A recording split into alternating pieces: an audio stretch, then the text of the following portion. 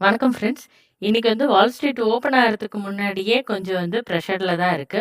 ஆ Nifty அ ஃபியூச்சர்ஸ பொறுத்தவரைக்கும் tau Jones, S&P 500, Nasdaq 3மே உங்களுக்கு நெகட்டிவ்ல தான் இருக்கு.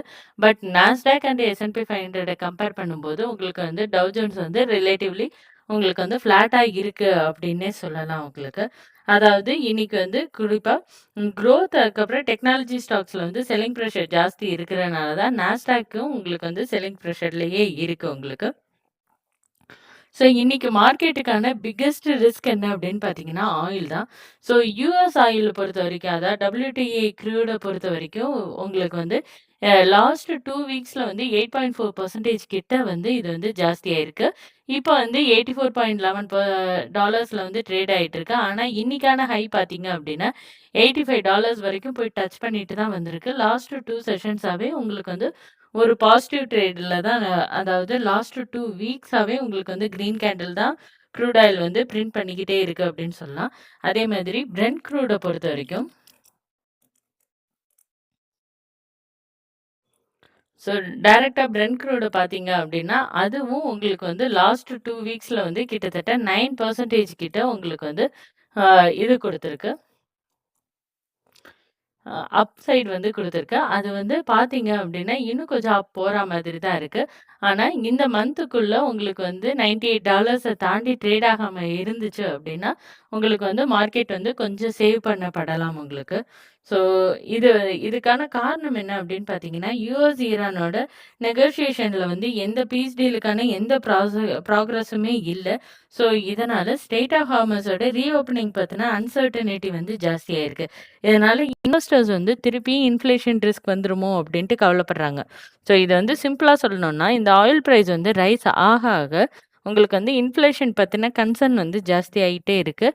பாண்ட் யீல்டோட ம் பெர்சன்டேஜ் ஜாஸ்தி ஆயிட்டே இருக்கு. அதனால குரோத் ஸ்டாக்குக்கு பிரஷர் ஜாஸ்தி ஆயிட்டே இருக்கு. ஸோ இன்னொரு ஒரு விஷயம் என்ன அப்படின்னு பார்த்தீங்கன்னா, யுஎஸோட ட்ரெஷரி யீல்டு பார்த்தீங்க அப்படின்னா 30 இயர்ஸ் ஆஃப் ட்ரெஷரி யீல்டு கிட்டத்தட்ட 5.3% வரைக்கும் ஜாஸ்தி ஆயிருக்கு அப்படின்னு சொல்லலாம். ஸோ அது எப்படி ஜாஸ்தி ஆயிருக்கு அப்படின்னு பார்த்தீங்கன்னா, இந்த 5.3% லாஸ்ட்டா எப்ப அட்டைன் ஆயிருக்கு அப்படிங்கிறத நீங்க செக் பண்ணீங்கனாலே உங்களுக்கு தெரியும்.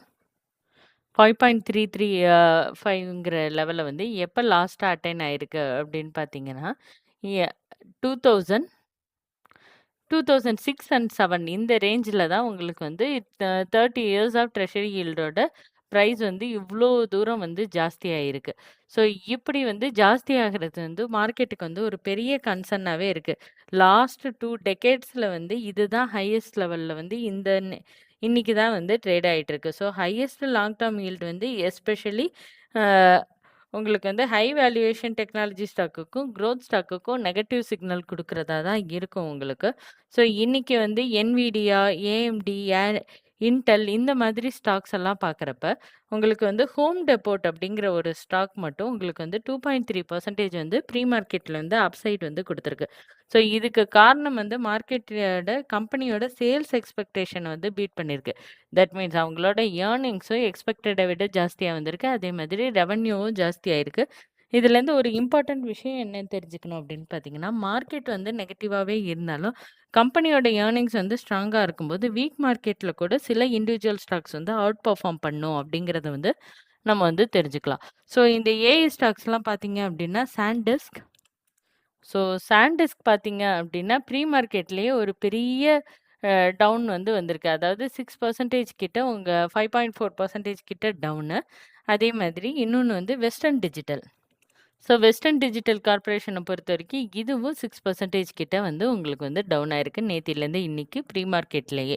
ஸோ அத தவிர உங்களுக்கு NVIDIA 2% டவுன் ஆயிருக்கு. AMD 2%லேருந்து 5% ரேஞ்ச்ல ஃப்ளக்சுவேட் ஆயிட்டுருக்கு. அதே மாதிரி இன்டெல் பார்த்தீங்கன்னா, டவுன்ல தான் இருக்கு. ஸோ இது ரீசென்ட் சிப் ராலிக்கு ஒரு பாஸா, இல்ல ப்ராஃபிட் புக்கிங்கா அப்படின்னு பார்த்தீங்கன்னா, இது இப்ப வரைக்கும் இது பாஸ் அப்படிங்கிற மோட்ல தான் இருக்கு.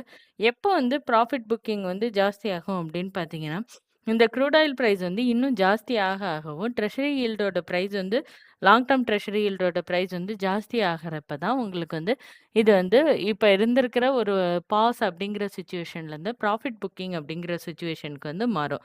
ஸோ இன்வெஸ்டர்ஸ் வந்து அதோட இந்த வாரம் வர ஃபெட்டோட ஜூலை மீட்டிங் மினிட்ஸும் ரொம்பவே இம்பார்ட்டண்ட்டா இருக்கு. இன்வெஸ்டர்ஸ் வந்து ஃபெட்டோட அஃபிஷியல்ஸ் வந்து இன்ஃப்ளேஷன், அதுக்கப்புறம் இன்ட்ரெஸ்ட் ரேட் பத்தி என்னென்னலாம் டிஸ்கஸ் பண்ண போறாங்க அப்படிங்கிறத வந்து வாட்ச் பண்ணிக்கிட்டே இருப்பாங்க. ஸோ இன்னைக்கு வாட்ச் பண்ண வேண்டிய ஸ்டாக்ஸ் என்னென்ன அப்படின்னு கேட்டிங்கன்னா, NVIDIA, AMD, Intel, SanDisk, Western Digital, Tesla, Home Depot. இந்த ஸ்டாக்ஸ் எல்லாம் நீங்க வந்து வாட்ச் பண்ணலாம்.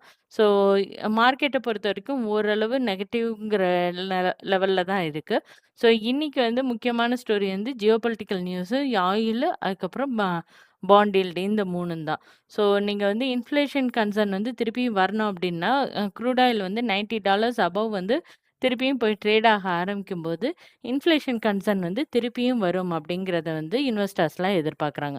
ஸோ மார்க்கெட் வந்து வீக்குன்னு பார்த்த உடனே போய் செல் பண்ண ஆரம்பிச்சிராம, பிரைஸ் ஆக்ஷன் மூலியமா வாலட்டிலிட்டியையும் கன்ஃபர்மேஷன் எடுத்துட்டு, நீங்க அதுக்கப்புறம் முடிவெடுக்கிறது வந்து ரொம்ப முக்கியமா இருக்கும். இதுதான் இன்னைக்கு வந்து யுஎஸ் ப்ரீ மார்க்கெட் அப்டேட்ல வந்து நம்ம வந்து தெரிஞ்சுக்கிட்டோம். ஸோ இந்த மாதிரி யுஎஸோட ப்ரீ மார்க்கெட் அப்டேட் வந்து தமிழ்ல தெரியணும் உங்களுக்கு அப்படின்னா லைக் பண்ணுங்க அண்ட் சப்ஸ்கிரைப் பண்ணுங்க. Happy investing.